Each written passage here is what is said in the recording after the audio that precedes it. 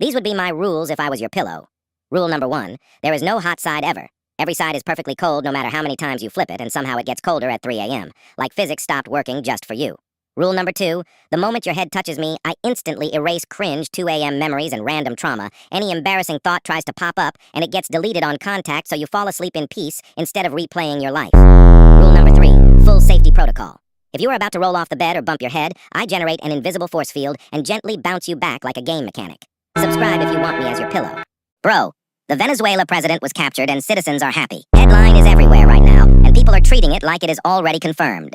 Comments are full of celebration, jokes, and relief. Like justice finally happened overnight. That reaction makes sense when you look at years of anger, struggle, and broken trust, but the problem is how fast hope turns into belief. The internet does not wait for facts. It waits for something that feels good to react to. So a rumor becomes news. News becomes victory, and nobody stops to ask what is actually verified. This moment is not just about one headline. It is about how badly people want accountability, and how easily that desire gets weaponized into viral stories before reality catches up. Everyone is obsessed with being early to trends right now, but nobody talks about how fast that ruins them. The moment something starts gaining traction, people rush to copy it instead of enjoying it. And within days, it feels exhausted. What could have lasted months burns out in a week, because originality gets replaced by speed. Being first used to matter, but now being different matters more. And stop chasing every rising wave. Trends will keep dying before they even get a chance to grow. Let's be real about Noah Ebo's arrest. You don't get to go online, claim the world is ending in a flood, scare people into panic, and then act surprised when authorities step in. December 25th came and went, nothing happened, and suddenly the prophecy was postponed. That's not responsibility. This isn't about attacking religion. It's about accountability. When your words cause fear and disrupt lives, especially on a massive online scale, there are consequences. You can't spread panic and then dodge responsibility when it falls apart. Fake prophecy culture thrives on zero accountability,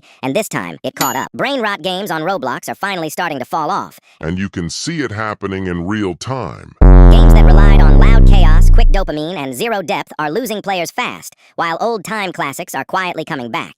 People are tired of experiences that feel empty after 5 minutes, and that is why titles with real gameplay loops are holding attention again. Just look at how low the player counts are now for stuff like steal a brain rot and grow a garden compared to when they peaked. The hype carried them, not the substance, and once the trend moved on, there was nothing left to keep players around. This feels like a shift back to quality over noise, where games that respect the player's time actually survive, instead of exploding for a week and disappearing forever. You open your phone and see the parent omission text and your stomach drops. Messages like, "Come home," or "We'll talk later," or just seen with no follow-up. The entire walk home, you are replaying everything you did that day, preparing for a lecture, grounding, or some serious talk. Your heart is racing, your mood is ruined, and you are already stressed before you even open the door. Then you finally get home, and nothing happens. No talk, no argument, no explanation. They just ask if you ate or go back to watching TV. All that anxiety for absolutely nothing. Parents never realize how those short texts create fear out of silence, because to them it meant nothing, but to you, it felt like impending doom that never even existed. Right now, everyone is reacting to breaking news faster than the news can even finish unfolding. One headline drops, social media explodes, and people lock in opinions before the facts are confirmed. Context, updates get ignored, and corrections never travel as far as the outrage did. By the time the full story is clear, the internet has already moved on, leaving confusion behind. What is happening is not people being informed, it is people being first, and that rush is turning real news into just another trend to consume and forget. The Saturday struggle is real. That moment when freedom hits but your energy is gone, and expectations are way too high. You want to rest, be productive, and have fun all at the same time, so you end up doing none of it well. Hours disappear, plans fall apart, and by the time you relax, you are already thinking about Sunday. Saturday is not failing you. The pressure we put on it is. Everyone keeps talking about the meme reset like it is just a theory, but at this point, it needs to be put into action. The same jokes, formats, and recycled punchlines are still being dragged around even though everyone agrees they are dead. Saying the reset is coming means nothing if people keep reposting the same thing with a slightly different caption. A real meme reset means letting bad memes flop, stopping the copy-paste mindset, and actually rewarding originality instead of familiarity. If creators really want culture to move forward, they have to be willing to fail with new ideas instead of hiding behind what used to work. The reset is not automatic. It only happens when people choose creativity over comfort. Right now, the Noah Ebo situation looks bad. And it is not because of haters twisting the story. It is because of his own actions.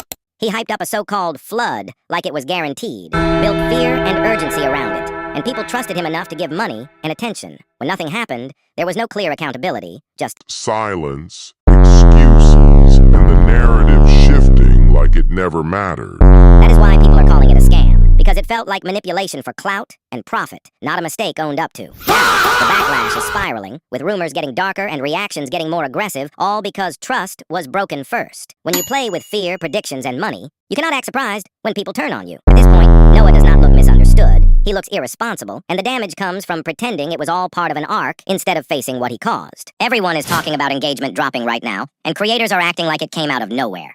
Views are lower, shorts are dying faster, and the algorithm feels more picky than ever.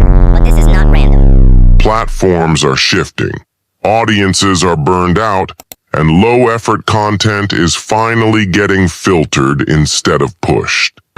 People keep blaming shadow bans or updates, but the real change is that viewers are scrolling past anything that feels recycled.